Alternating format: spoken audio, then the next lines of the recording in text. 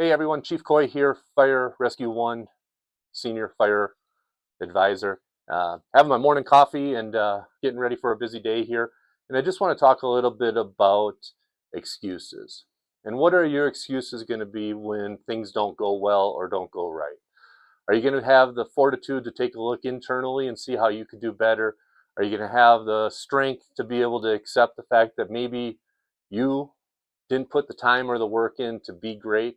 Um, there's lots of excuses, and when we look at line of duty deaths and we look at close calls and we look at all those things, it seems like we're pretty good at making a bunch of excuses, and some of them are valid, but others aren't. And so in the fire service, there's a lot happening. There's a lot of change. There's a lot going on. Research and science and technology, and we tend to resist that stuff. Um, but when service matters and an incident is moving fast, what excuse are you going to give for your lack of performance or lack of ability? Whether that's physical fitness, whether that's sets and reps of moving hose and throwing ladders and doing all the little stuff, or whether that's the lack of research and adopting new tactics and new technology and new science. Um, at the end of the day, our ability to be professional, whether you're volunteer, combination, or paid, our ability to be professional is directly connected to our ability to adapt to what's happening today. Prime example, we all just watched the Super Bowl, right?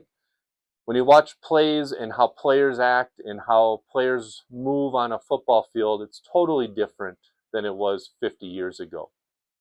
Because technology has advanced, science has advanced, plays have advanced, research has happened, all those things.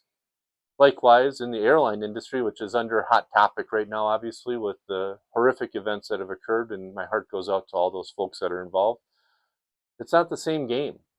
Well, fire isn't either. So if you're trying to apply old tactics and old methodologies and old training practices to the modern environment, are you going to be able to give that excuse to Mr. and Mrs. Smith when their house burnt down or their loved one passed away? Or worse yet, you lose a brother or sister in the line of duty. So my challenge to you is, are you adapting? Are you growing? Are you continually moving forward in what you do? And if you're not, what excuse are you going to give when things go bad? As always, honor our traditions. It's what our foundation's built on. But our ability to lead, change, and to grow in the fire service is important, especially today with the continued advancements in our community.